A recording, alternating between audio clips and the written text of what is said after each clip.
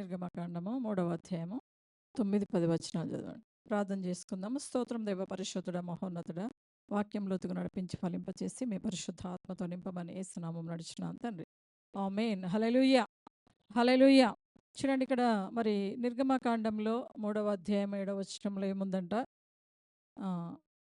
9వ వచనంలో ఇశ్రాయేళ్ల మొర నిజముగా నా యొద్దకు చేరినది. హల్లెలూయా, హల్లెలూయా.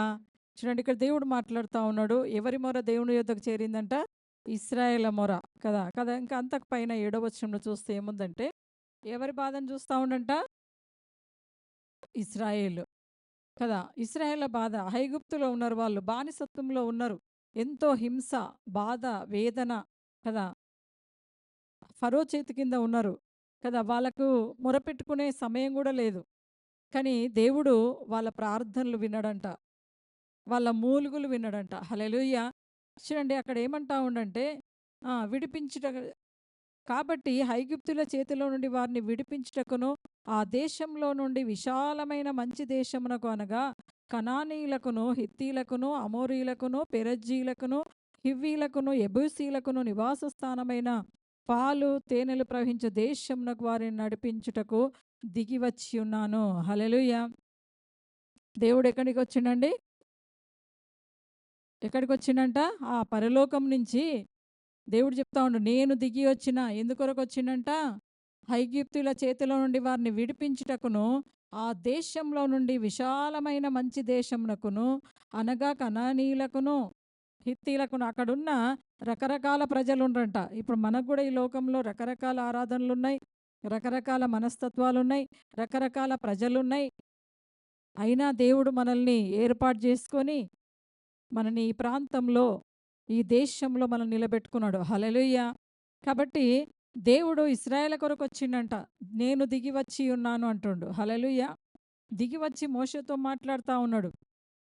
ఎందుకంటే నా బిడ్డల మొర నేను వింటున్నా, వాళ్ళ బాధను చూస్తున్నా, వాళ్ళ కన్నీటిని చూస్తున్నా, వాళ్ళ కష్టమును నేను చూచినా అంటుండు. హల్లెలూయా. చాలా మంది అనుకుంటారు, నా కష్టములు ఎవరు చూస్తలేరు, నా బాధను ఎవరు పట్టించుకోవట్లేరు, దేవుడు ఉంటే నాకు ఎందుకు ఈ శ్రమలు వస్తాయి అనుకుంటా ఉంటా. కానీ దేవుడు ఇక్కడ ఎంత చక్కగా మాట్లాడుతూ ఉన్నాడు. నేను వారి మొరలు వినియున్నా. హల్లెలూయా, హల్లెలూయా. ఇక్కడ మీ మొరలు విన్నరా లేదా? దేవుడు వింటుండా లేదా? మరి మీరు మొరపెడుతుండ్రా? హల్లెలూయా. కాబట్టి ఏ విషయంలో కూడా మనము ముఖ్యంగా ప్రార్థన విషయంలో అశ్రద్ధ చేయడానికి వీల్లేదండి. ప్రార్థన ఎప్పుడైతే మనం అశ్రద్ధ చేస్తూ ఉంటామో, సాతాను చిన్నగా సమయాన్ని దొంగిలిస్తూ ఉంటుంది కదా. ఒకరోజు ఒక గంట వ్యర్థం చేస్తే రెండో రోజు 2 గంటల సమయాన్ని తీసుకోవడానికి సమయం తీసుకుంటా ఉంటుంది. హల్లెలూయా. కాబట్టి మనం ఎప్పుడే కానీ అన్నిటికీ సమయం ఇచ్చిన ప్రభు పాదసన్నిలో కూర్చోవడానికి మనం ఆసక్తి కలిగి ఉండాలి. ప్రార్థనలో గడపడానికి మనము సమయం కొరకు కూడా ప్రార్థన చేసుకోవాలి. ఎందుకంటే దేవా, నేను రేపు ఈరోజు 1 అవర్ చేసిన, నేను ఇంకా 2 అవర్స్ చేయడానికి నాకు సమయం కావాలని దేవుని దగ్గర అడగాలంటే. ఎందుకంటే మన దేవుడు మన ప్రార్థన వినే దేవుడు అంట. హల్లెలూయా. చూడండి, మరి మోషే కొరకు దేవుడు దిగి వచ్చిండా లేదా? కానీ వీళ్ళందరినీ ఇశ్రాయేల్ కొరకు దేవుడు దిగి వచ్చిండా లేదా? మరి ఇశ్రాయేల్ని నడిపించడానికి ఒక నాయకుడు కావాలని మోషేని ఏర్పాటు చేసుకున్నాడు. హల్లెలూయా కదా. మోషే ఎక్కడంట, ఆయన మందను కాస్తా ఉన్నాడు కదా. వాళ్ళ మామ గొర్రెల మందను, ఇత్రో మందను కాస్తా ఉన్నాడు.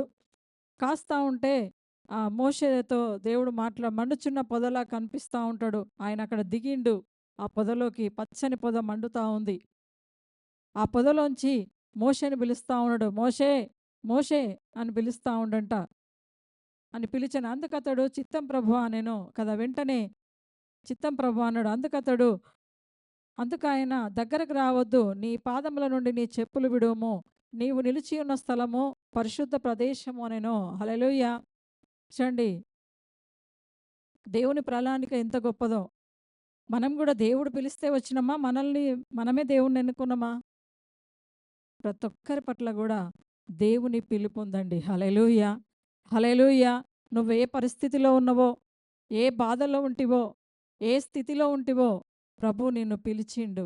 ఆయన నీ కొరకు దిగి వచ్చిండంట. హల్లెలూయా, హల్లెలూయా కదా. ఎంతమంది నమ్ముతారు దిగి వచ్చిండని? హల్లెలూయా. అదెంత ధన్యతనో మనకి. ప్రభు మన కొరకు దిగి వచ్చిండు. ఆ పరలోకపు తండ్రి, మన సృష్టికర్త, దేవాది దేవుడైన ఆ కృపాసత్య సంపూర్ణుడైన ప్రభువు మన కొరకు ఈ లోకంలోకి దిగి రావడం ధన్యత. అంతమంది లోకంలో ఉండగా నిన్నే పిలిచిండు దేవుడు. నిన్నే ఏర్పరచుకున్నాడు దేవుడు కదా! నీ యందు ఆయన నీ ప్రార్థన వినడానికి మరి ఈ లోకంలోకి దిగి వచ్చిండు కదా! మరి రక్షణ దేవుడు మనకు అనుగ్రహించిండు. హల్లెలూయా! అందును బట్టి నిత్యము ఆయనకు మనం కృతజ్ఞతాస్తులు చెల్లిస్తూ ఉండాలంట. హల్లెలూయా! హల్లెలూయా! చూడండి, ఆయన మరి అక్కడి నుండి ఆ ఆ విశాలమైన మంచి దేశంలో ఎవరెవరుండంట? కనానీయులున్నారు, హిత్తీయులున్నారు, అమోరీయులున్నారు, పెరజ్జీయులున్నారు, హెవ్వీయులున్నారు, ఎబూసీయులున్నారు. వాళ్ళకు నివాస స్థానమైన పాలు తేనెలు ప్రవహించే దేశమున వారిని కదా, వాళ్ళకు నివాస స్థలమైన పాలు తేనెలు ప్రవహించు ఆ మంచి దేశము. హల్లెలూయా! ఆ దేశం ఏదంట? కనాను, పరమ కానాను కదా! కదా! ఆ కనాను దేశం వెళ్ళడానికి ప్రభు మరి ఆ ఇశ్రాయేల్‌ని నడిపించడానికి ఒక నాయకుడిని ఎన్నుకున్నాడు కదా! మరి ఈరోజు మనల్ని ఎందుకు ఎన్నుకున్నాడో తెలుసా?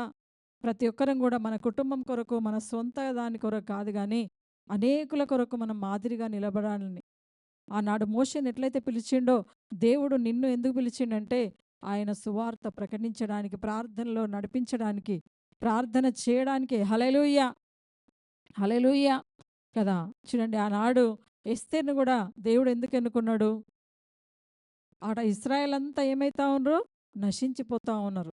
అందుకొరకు దేవుడు ఎస్తేర్‌ని, మొర్దెకై ప్రార్థన విని ఎస్తేర్‌ని లేపిండు. మరి ఆ పట్టణమంతా, ఆ రాజ్యమంతా రక్షణలోకొచ్చింది. హల్లెలూయా! కాబట్టి మన పిలుపును దేవుడు ఏర్పరచుకున్నాడు కనుక మనందరం గూడా ఒకటి గుర్తించుకోవాలి. మనం సేవ చేయాలి. ప్రార్థనలో చేయాలి. ఈ సమయములు భయంకరంగా ఉన్నాయి కనుక ప్రతి ఒక్కరం కూడా ప్రార్థనలో గడపాలి కదా! శ్రమలొచ్చినా భయపడకుండా విశ్వాసంతో ముందుకు వెళ్ళాలంట. హల్లెలూయా! హల్లెలూయా! హల్లెలూయా! చూడండి, దేవుడు మరి మోషేని పిలిచింది ఎందుకు? ఆయనను ఏర్పరచుకోవడానికి, ఆయన మాటలు చెప్పడానికి. అందుకు మోషే అంటాడు తెలుసా? ఇక్కడ ఏమంటా ఉంటాడంటే 4 అధ్యాయంలో ఏమంటాడు? నీవతనితో మాట్లాడి అతనికి నోటికి మాటలు అందింపవలెను. నేను నీ నోటికి అతని నోటికి తోడయుండి మీరును పలకవలసిన దాన్ని మీకు బోధించెదను. అతడు ఇలాగు బదులు అతనితో మాట్లాడిన అతడు నీకు నోరుగా నుండును. నీవు అతనికి దేవుడుగా ఉందువు. హల్లెలూయా! చూడండి, ఇశ్రాయేల్ అందరికీ మోషే ఎట్లుండంట? దేవుడుగా ఉండంట. హల్లెలూయా! కాబట్టి నీ ప్రార్థన మరి నశించిపోయే వారికి, రోగులకు, మరి బలహీనులకు, మరి బాధింపబడిన వారికి ప్రతి ఒక్కరు కూడా ఎట్లుండంట? మీ నోటికి మీరు దేవుడిగా ఉంచబోతా ఉండు. హల్లెలూయా! మోషే నానాడు ఇశ్రాయేలుకు దేవుడుగా ఉన్నాడు కదా! మరి ఈరోజు ఇక్కడ నశించిపోయే ప్రజలకు మీరు ఎట్లుండాలంట? దేవుడిగా. నీ నోరు అంతా పవర్‌ఫుల్‌గా దేవుడు పెడతా అంటుండు కదా! హల్లెలూయా! నీ నోటికి నా మాటలు అందిస్తున్నా అంటాడు. హల్లెలూయా! పరిశుద్ధాత్మ దేవుడు ప్రతి క్షణము మనకు తోడుగా ఉండి ఆయన మాటలు మనలో అనుగ్రహిస్తూ ఉంటాడు. కాబట్టి మనందరూ కూడా విశ్వాసంతోని ప్రభు మాటలు బోధించడానికి, ప్రభునామమును ప్రార్థన చేయడానికి మనమందరం కూడా సిద్ధపడి ఉండాలంట. హల్లెలూయా! హల్లెలూయా! కదా! ఎంతమంది ప్రార్థన చేస్తారు? ఆశ ఉందా? కదా! సేవ చేయాలనే ఆశ ఉందా? సువార్త ప్రకటించాలని ఆశ ఉందా? సేవ అంటే ఏదో బయటికెళ్ళే చేయాల్సిన అవసరం లేదు కదా! ఇంట్లో ఉండి ప్రార్థన చేస్తే సేవ కదా! ఇక్కడ చిట్టీలు ప్రార్థన చేపిస్తా ఉంది ప్రియాంక. మరి ఆ చిట్టీలు కూడా మీరు ఎళ్ళి ఇంట్లల్లో ప్రార్థన చేసిరనుకో ఏమైతది అక్కడ? అది కూడా సేవనే. హల్లెలూయా! కదా! చిట్టీలో ఒకరి గురించి మనం ప్రార్థన చేసినప్పుడు, మన ప్రార్థన దేవుడు వింటాడని మీరు నమ్మకం ఉంచినప్పుడు వాళ్ళకి దేవుడు స్వస్థత ఇస్తాడు. ఆ ద్వారా మీకు దేవుడు మరి ఆశీర్వాదాలు దొరుకుతా ఉంటాయి. హల్లెలూయా! కాబట్టి మీరేం చేయాలంట? ప్రార్థన చేయాలి కదా! అనేకుల కొరకు మొరపెట్టే ఈ టైంలో మొరపెట్టేవారు కావాలంటాడు. ఏవేల గ్రంథంలో అంటాడు తెలుసా? ఏవేల గ్రంథంలో ఒక మాట తీయండి. 2వ అధ్యాయం చదవండి మొదటి నుండి. చూడండి ఏమంటా ఉండే ఏవేల గ్రంథంలో మరి ప్రవచనం ఇది. ఏమని ప్రవచనం అంటే, సియోను కొండ మీద బాకా ఊదుడి, నా పరిశుద్ధ పర్వతం మీద హెచ్చరిక నాదము చేయుడి, యెహోవా దినము వచ్చుచున్నదనియు అది సమీపమాయననియు దేశ నివాసులందరికీ వణుకుదురుగాక. హల్లెలూయా! హల్లెలూయా! ఏం దినం వచ్చిందంట? యెహోవా దినము వచ్చుచున్నదని మనం ఏం చేయాలంట? సీయోను కొండ మీద బాకా ఊదాలంట. హల్లెలూయా! సీయోను కొండ మీద పరిశుద్ధ పర్వతం మీద హెచ్చరిక నాదం చేయాలి. మీరందరూ సిద్ధపడండి. మీరందరూ ప్రార్థనలో గడపండి. ప్రభు రాకడ సమీపంగా ఉంది అనేసి మనము ఆయన సమయము సమీపమైంది అని మనం ఈ హెచ్చరిక నాదము చేయాలి. హెచ్చరిస్తూ ఉండాలి కదా! ఒకరికొకరు ప్రేమపూర్వకంగా హెచ్చరికలు, ప్రార్థన పూర్వకంగా మనము హెచ్చరికలు చేసుకుంటుండాలి. ఒకరు మరి ప్రార్థన చేయకపోతే, బలహీనులుగా ఉంటే వాళ్ళని ప్రోత్సహిస్తూ బలంలోకి మనము నడిపిస్తూ ఉండాలంట. హల్లెలూయా!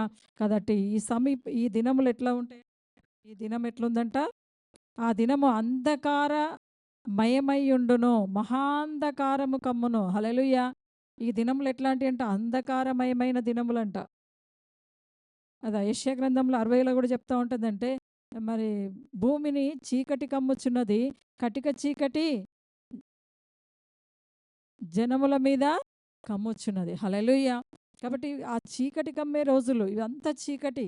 లోకంలో చీకటి, లోకంలో బలహీనతలు, వ్యాధులు, నిందలు, అవమానములు, శోధనలు, కష్టములు కదా! ఏమి చేయాలో అర్థం గాని, ఎటు తోచని పరిస్థితిలో ఉన్న ప్రజలు. కాబట్టి వాళ్ళందరి కొరకు మనం ఏం చేయాలి? ప్రార్థన చేస్తూ ఉండాలి. హల్లెలూయా! ఆ గాఢాంధకారములో కదా! ఆ కమ్మియున్న దినముల్లాగున్నాయి కనుక ప్రభు అంటాడు కీర్తన 23లో గాఢాంధకారము ఉన్నను సంచరించినను నీ దుడ్డు కర్రయు నా దండమును నిన్ను ఆదరించును కదా! ఆయన దుడ్డు కర్ర, ఆయన దండము ఎలాంటి శ్రమలో, ఎలాంటి చీకట్లో ఉన్నా కూడా, అంధకారంలో ఉన్నా కూడా ఆయన మనల్ని కాచి కాపాడుతూ ఉంటాడు. హల్లెలూయా! కాబట్టి ఏ విషయంలో కూడా మనం భయపడకుండా ఏం చేయాలంట? ముఖ్యంగా ప్రార్థన చేయాలి. ఇంకేమంటే పర్వతముల మీద ఉదయకాంతి కనపడినట్లు అవి కనబడుచున్నవి. అవి ఓ బలమైన గొప్ప సమూహము. ఇంతకుముందు అట్టివి పుట్టలేదంట. హల్లెలూయా! చూడండి అంత గొప్ప సమూహము. పర్వతముల మీద ఉదయము కాంతి ఎట్లయితే వస్తదో, కొండల మించి సూర్యుడు వస్తా ఉంటే ఎంత ఉదయ కాంతి వస్తదో తెలుసా? ఉదయకాలంలో సూర్యుడిని చూసిండ్రా? ఉదయించే సూర్యుడిని అంత కాంతి కిరణములతో మరి తేజస్సుతో ఆ ప్రభువు రానయ్యున్నాడంట. హల్లెలూయా! కాబట్టి మరి నశించిపోయే వారి కొరకు మనమందరం కూడా ప్రార్థన చేయాలి. ఏవేలు ప్రకటన ప్రవచన రీతిగా మరి ఆయన ఇదేమంటుండో బాకా ఊదాలి. నా పరిశుద్ధ పర్వతం మీద హెచ్చరిక నాదము చేయుడి. ప్రతి ఒక్కరం కూడా మనం హెచ్చరిస్తూ ఉండాలి. ప్రార్థనలో గడుపుతూ ఉండాలి. దేవుణ్ణి అడుగుతూ ఉండాలి కదా! దేవుణ్ణి నమ్ముకున్నాంలే, మాకేంలే, మా పనులలో బిజీగా ఉందాం, మా మా యొక్క జాబ్లలో బిజీగా ఉందాం అనుకుంటామా? చెప్పండి. ఏం చేయాలి? ప్రార్థన చేయాలా లేదా? ఎంతమంది రోజు ప్రార్థన చేస్తారు? మిగతావాళ్ళు ఏం చేయట్లేరైతే. కొంచెం కొందరి చేతులు కొంచెం చిన్న చిన్నగానే లేచినాయి. ఆ! హల్లెలూయా! హల్లెలూయా! ఆ! మనం ప్రార్థన చేయకుండా అన్నపానీయములు కూడా పుచ్చుకోవడం మంచిది కాదంట. హల్లెలూయా! ఎందుకంటే ప్రార్థన మన ఆయుధం. ప్రార్థన మనం జయించడానికి, ప్రార్థనతోని మనం ముందుకు వెళ్ళడానికి, అన్ని విజయం కావాలనుకుంటామా లేదా? మనం ప్రార్థన చేసిన వెంటనే మనం కార్యాలు జరిగిపోవాలి. ఒకవేళ లేట్ అయిందంటే ఏమంటాం మనం? చెప్పండి ఏమనుకుంటాం? ఆ! దేవుడు నా ప్రార్థన వింటలేడు అనుకుంటాం కదా!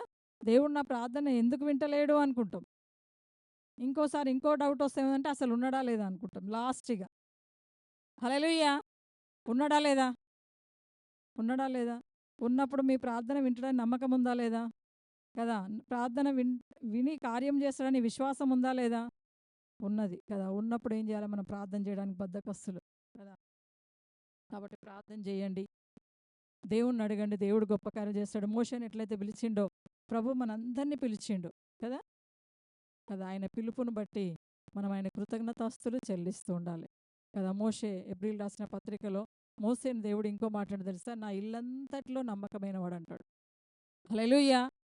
కదా! ఆయన ఇల్లు ఏదంట? దేవుని ఇల్లేది? పరలోకము. పరలోకం అంటే పరలోకంలో మోషే కాదు. ఇక్కడనే భూమి మీదనే మోషే తన బిడ్డలందరినీ నడిపించిండు నమ్మకంగా. దేవుడు ఏదైతే నా బిడ్డల్ని నడిపించాలే ఆ కానాను దేశమని ఏ విధంగా అయితే ఎన్నుకున్నాడో మోషేని, అదే విధంగా మోషే నమ్మకంగా నడిపించిండంట. హల్లెలూయా! అందుకే మోషేకి ఒక మంచి పేరు పెట్టిండు. నా ఇల్లంతట్లో నమ్మకమైన వాడని బిరుదిచ్చిండంట. హల్లెలూయా! హల్లెలూయా! కదా! ఒక్కొక్కసారి ఆ ఇజ్రాయెల్ చేసే విసుగులు, సనుగులు, ఆ నిందలు అన్నీ మోషేకొచ్చినాయి. అయినప్పటికి కూడా మోషే ఏమన్నాడో తెలుసా? దేవునికి ఒక్కోసారి కోపమొచ్చేలాగా చేసిర్రు వీళ్ళు. ఎవరు చేసిర్రు? ఇశ్రాయేల్. ఎవరి కోపమొచ్చినట్టు? దేవునికే కోపమొచ్చేలాగా చేసిర్రు. కోపమొచ్చింది. ఎప్పుడు అంటే సీనాయి పర్వతం మించి ఆ పదాజ్ఞలు తీసుకొనొచ్చినప్పుడు వీళ్ళేం చేసిండ్రు? ఏం చేసిర్రు? ఆగినరా? ఆగలే. ఏం చేసిర్రు?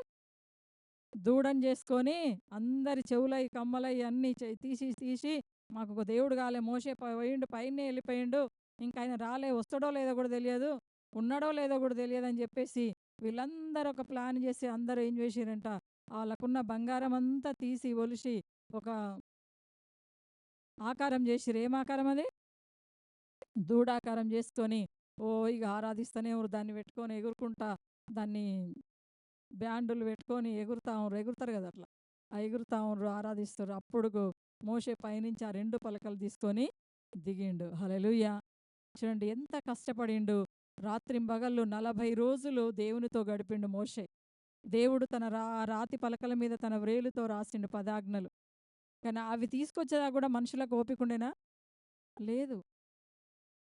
లేక ఏం చేసిండ్రు? చూసి అవి అటు ఇసిరి కొట్టేసిండు. కోపమొచ్చింది. హల్లెలూయా! కదా! 40 రోజులు అన్నపానము లేక, నిద్రాహారాలు లేకుండా మరి ఆయన దేవునితో గడిపి తీసుకొస్తే ప్రజలకు ఓపికుందా? హల్లెలూయా! హల్లెలూయా! కదా! అప్పుడు పాత నిబంధనలో. ఇప్పుడు ఓపిక ఉంది గదా! మీకుంది గదా! ఉందా లేదా? కదా! దేవుడు పిలిచిండు మోషేని ఎట్లయితే ఏర్పాటు చేసుకున్నాడో నిన్ను గూడా దేవుడు పిలిచిండా లేదా? పిలిచి దేవుడు నిన్ను ఎందుకొరకు ఏర్పాటు చేశాడంటే నశించిపోయే వారి కొరకు నువ్వు ప్రార్థన చేయడానికి. హల్లెలూయా! ఇంకా బ్రతికున్నామంటే మన ప్రార్థన దేవునికి అవసరమై ఉన్నది. హల్లెలూయా! హల్లెలూయా! కదా! మనం ఇంకా బ్రతికున్నామంటే ఆయనకు మనం స్తుతించడానికి ఇంకా సమయం ఇచ్చిండు దేవుడు. హల్లెలూయా! కాబట్టి అందుని బట్టి ఇంకెంతోమంది ఈ దినమును చూడలేని వాళ్ళు ఉన్నారు గదా! ఎంతోమంది పోయినరా లేదా? మన కళ్ళ ముందు పోయిన కరోనాలో అయితే ఇట్లా పిట్టలు ఎగిరిపోయినట్టు పోయినరు అసలు. అంత భయంకరంగా. ఎన్ని లక్షల ప్రజలో చనిపోయారట. అదేందో కంటికి కనిపించని వైరస్ ఏం చేసింది? మనుషులను తీసుకొని పోయింది. కానీ అలాంటి ఆ మరణ శోధనల నుంచి కూడా మనల్ని దేవుడు సజీవ లెక్కలో నిలబెట్టుకుండంటే ఇంకా మనము ప్రార్థన చేయాలి. దేవునికి ఇష్టలమై ఉన్నాం. దేవుడు మనల్ని ఇంకా వాడుకోబోతా ఉండు. హల్లెలూయా! హల్లెలూయా! కదా! వాడుకుంటారా లేదా? దేవుడు మిమ్మల్ని వాడుకోవడానికి ఇష్టపడుతుండు గనుక మీరు ప్రార్థన చేస్తారా? సేవ చేస్తారా? హల్లెలూయా! కదా! ఇప్పుడు సంఘానికి కావాల్సింది విశ్వాసులు కాదంట, సేవకులు. ఇప్పుడు ఈ దినములలో ఎవరు కావాలి? సేవకులు కావాలి. సేవకులు అంటే ఏం చేస్తారు? సేవ చేస్తారు. సేవ అంటే ఏంటిది? సేవ అంటే ఏంటిది? ప్రార్థన. ప్రార్థన, ఒకరిని బలపరచడం, ఒకరిని ఆదరించడం, ఒకరి కొరకు పరిచర్య చేయడం కదా! అది దేవునికి ఇష్టమైన పరిచర్య. హల్లెలూయా! హల్లెలూయా! కదా! ఈ దినములలో ఎంతోమంది నశించిపోతా ఉన్నారు. వాళ్ళ కొరకు మనం ప్రార్థన చేద్దాం. దేవుణ్ణి అడుగుదాం. మోషే దేవుని ఇల్లంతట్లో నమ్మకం ఉన్నాడు. నమ్మకంగా జీవించిండు. మరి ఎంతో ఇజ్రాయెల్ నడిపించడానికి ఎంతో ప్రయాసపడ్డాడు. ఎంతో ప్రార్థన చేసిండు. వాళ్ళని వాళ్ళ విన్నపములన్నీ దేవుడికి తెలియజేసిండు. దేవుడు చెప్పిన మాటలన్నీ వాళ్ళకు తెలియజేసిండు. ఆనాడు మరి ఆయనాడు ఎన్నో శ్రమలొచ్చినా, ఎర్ర సముద్రం వచ్చినా మరి పాయలు చేయడానికి ముందుకు మరి మోషే వచ్చిండు. మోషేని దేవుడు గొప్పగా వాడుకున్నాడంట. హల్లెలూయా! హల్లెలూయా! కదా! మరి నిన్ను కూడా దేవుడు వాడుకోబోతా ఉన్నాడు కనుక నీవు సిద్ధంగా ఉన్నవా? హల్లెలూయా! కదా! మనందరినీ వాడుకోవడానికి ప్రభు మనల్ని పిలిచిండు కనుక మనందరం కూడా మరి మోషేని ఎట్లయితే ఆ స్థలంలో నుంచి పిలిచిండో మనల్ని కూడా దేవుడు మన పరిస్థితులు, మన శోధనలలో, బలహీనతలో మరి మనల్ని దేవుడు పిలిచిండు కనుక మనం ఆయనకు నమ్మకంగా ఉంటూ, మన ప్రార్థనలో ఉంటూ, మన సమస్యల్ని జయించుకుంటూ మనం ముందుకు సాగిపోవాలంట. హల్లెలూయా! కదా! మనం ఈ లోకంలో ఉన్నామంటే ఆయన సువార్త చేయడానికి, ఆయనకు మొరపెట్టడానికి. అందుకే అంటాడు తెలుసా? నిర్గమకాండంలో కూడా ఒక మాట ఉంది. 2వ అధ్యాయంలో ఏమనుందంటే కాగా 24వ వచనంలో, కాగా దేవుడు వారి మూలుగులను విని అబ్రహాము, ఇస్సాకు, యాకోబులతో తాను చేసిన నిబంధనను జ్ఞాపకం చేసుకొనెను. దేవుడు ఇశ్రాయేలులను చూచెను. దేవుడు వారియందు లక్ష్యముంచెను. హల్లెలూయా! చూడండి, దేవుడు ఎవ ఏం చేసిండంట తన మూలుగులు విన్నాడంట. ఎవరి మూలుగులు? ఇశ్రాయేల మూలుగులు. ఇశ్రాయేల మూలుగులు విన్నాడు కదా! ఈరోజు కూడా ఎంతోమంది మూలుగుతా ఉన్నారు. హాస్పిటల్‌లో వెళ్లి చూడండి ఎంతమంది భయంకరమైన రోగములతో బాధపడతా ఉన్నారు. కాబట్టి ఆ మూలుగులు దేవుడు వింటుండా లేదా? వింటుండు కదా! కాబట్టి వాళ్ళ మూలుగులు విని అబ్రహాము, ఇస్సాకు, యాకోబులకు వాగ్దానం చేసిన దేవుడు ఏమంటా ఉండంటే, ఈ వారి యందు ఎట్లయితే లక్ష్యముంచిండో, ఈరోజు ఈ ప్రజల యందు కూడా దేవుడు లక్ష్యముంచుతా ఉన్నాడంట. హల్లెలూయా! అందునిమిత్తమే మోషేని ఎట్లయితే ఏర్పాటు చేసుకున్నాడో వాళ్ళ కొరకు, ఈ దినములో నీవున్నావు. హల్లెలూయా! కదా! ఈ దినములలో ఈ కృపా టైంలో కృపా సంవత్సరంలో నీవున్నావు కనుక మరి నీవు దేవుని పిలుపు ద్వారా ఒకసారి దేవుణ్ణి దేవా నేను ఏమి చేయడానికి నన్ను ఏర్పాటు చేసుకున్నావు అనేసి దేవుణ్ణి అడుగుదాం. హల్లెలూయా! హల్లెలూయా! వాళ్ళ మూలుగులు విని దేవుడు వాళ్ళని మరి లేపిండు, మోషేని లేపిండు. అట్లనే దేవుడు మనల్ని ఎందుకు నిలబెట్టుకున్నాడో ఈ సంఘంలో, ఈ ప్రాంతంలో కదా, మన కుటుంబాలలో దేవుడు మనల్ని పిలిచిండు కనుక ఒక్కసారి మనం ధ్యానం చేసుకుందాం. మోషేను దేవుడు పిలిచినట్టుగా మనల్ని కూడా దేవుడు పిలిచిండు కనుక మరి దేవా నీవు పిలిచిన పిలుపుకు మేము నమ్మకంగా జీవించే కృపను దయచేయండి. సువార్తను ప్రకటించడానికి, మీ పరిచర్య చేయడానికి, ప్రార్థనలో నడిపించడానికి ప్రభా నేనున్న ప్రభా. అలాంటి మూలుగులు ఎవరైతే ఆ మరణపు పడకల మీద ఉన్నారో, ఎవరైతే బంధకముల మీద ఉన్నారో, ఎవరైతే మంత్రకట్లతో ఉన్నారో వాళ్ళ కొరకు నేను ప్రార్థన చేస్తా ప్రభా. వాళ్ళ కొరకు నేను సువార్త ప్రకటిస్తాను. అందరం కూడా ఒకసారి మౌనంగా ప్రార్థన చేద్దాం. హల్లెలూయా! ఒకసారి వాళ్ళని జ్ఞాపకం చేసుకుందాం. మన దేవాది దేవుడు వారి యందు లక్ష్యం ఉంచిండంట. కాబట్టి మనం కూడా అదే స్థితిలో ఉన్నప్పుడు మనల్ని లక్ష్యం ఉంచిన దేవుడు, మన పరిస్థితులను మార్చిన దేవుడు, మన రోగముల నుంచి విడిపించిన దేవుడు, మన బంధకముల నుంచి విడిపించిన దేవుడు ఈరోజు నీతో మాట్లాడుతూ ఉన్నాడు. వాళ్ళని ఒక్కసారి చూద్దాం. హాస్పిటల్లో ఉన్న రోగములతో ఉన్న వారిని, ఐసీలో ఉన్న వారిని, ఆ పాపపు జీవితంలో, ఆ పాపపు కట్లలో, ఆ మరణాంధకారంలో ఉన్న వారిని జ్ఞాపకం చేసుకుంటా ఉన్నాడు. ప్రభు లక్ష్యముస్తా ఉన్నాడు. వారిని దేవుడు చూస్తా ఉన్నాడు. వాళ్ళను బాగు చేయమని మనం ప్రార్థిస్తాం. తండ్రి వారిని జ్ఞాపకం చేసుకోండి ప్రభా. ఆ మరణ శోధనలను తప్పించండి ప్రభా. వాళ్ళకి ఎంతవరకైతే ఆయుష్ ఉందో నా ప్రభా, ఆ దీర్ఘాయుష్ను వాళ్ళనికి అనుగ్రహించండి. ఎవరైతే సమస్యలతో కొట్టుమిట్టాడుతున్నారో ప్రభా, సహాయం లేక నా తండ్రి బాధపడుతున్నారేమో ప్రభా, ఒక్కసారి వాళ్ళని జ్ఞాపకం చేసుకోండి. ఎవరైతే ఒంటరిగా ఉంటున్నారేమో ప్రభా, వాళ్ళని కృపలో జ్ఞాపకం చేసుకోండి తండ్రి. ఆ కొత్త కొత్త రోగములతోని పీడింపబడుతున్నారు ప్రభా. డాక్టర్లకు అంతుపట్టని రోగములు నా ప్రభా. సాతాను ఎంతగానో శోధిస్తుంది నా ప్రభా. నా తండ్రి ఒక్కసారి జ్ఞాపకం చేసుకోండి తండ్రి. వాళ్ళని జ్ఞాపకం చేసుకోండి తండ్రి. వారి యందు మీరు లక్ష్యం ఉంచండి ప్రభా. యేసయ్యా వాళ్ళ మూలుగులు విన్న దేవుడ ప్రభా. ఆనాడు ఇశ్రాయేలు మూలుగులు విన్న దేవుడ యేసు ప్రభా. ఆ బానిస కట్ల నుంచి విడిపించిన దేవుడు తండ్రి. ఒక్కసారి వాళ్ళని జ్ఞాపకం చేసుకోండి అయ్యా. జ్ఞాపకం చేసుకోండి ప్రభా. బయటికి రాలేక నా తండ్రి, ఎవరు విడిపిస్తారో తెలియదు, ఎవరు బాగుపరుస్తారో తెలియదు, ఎవరు ఆదరిస్తారో తెలియదు నా తండ్రి. అలాంటి జీవితంలో ఎవరికైతే ఉన్నాయేమో ప్రభా, వాళ్ళని మీ కృపలో జ్ఞాపకం చేసుకోండి అయ్యా. జ్ఞాపకం చేసుకోండి అయ్యా తండ్రి. వాళ్ళ కొరకు మేము మొరపెడతాం ప్రభా. నా తండ్రి వారి కొరకు మేము కన్నీటి కారుస్తున్నాం. నా తండ్రి దేశములను బాగుపరిచే దేవుడు, మా దేశం కొరకు మేము మొరపెడుతున్నాం ప్రభా. ఎంతోమంది హింసలు నా తండ్రి, నీ బిడ్డల్ని హింసిస్తున్నారు ప్రభా. నా తండ్రి సువార్త ప్రకటించకుండా నా ప్రభా వాళ్ళని కఠినంగా గాయపరుస్తున్నారు ప్రభా. నా తండ్రి ఎంతోమంది హతసాక్షులుగా మారిండ్రు ప్రభా. తండ్రి వాళ్ళని జ్ఞాపకం చేసుకోండి.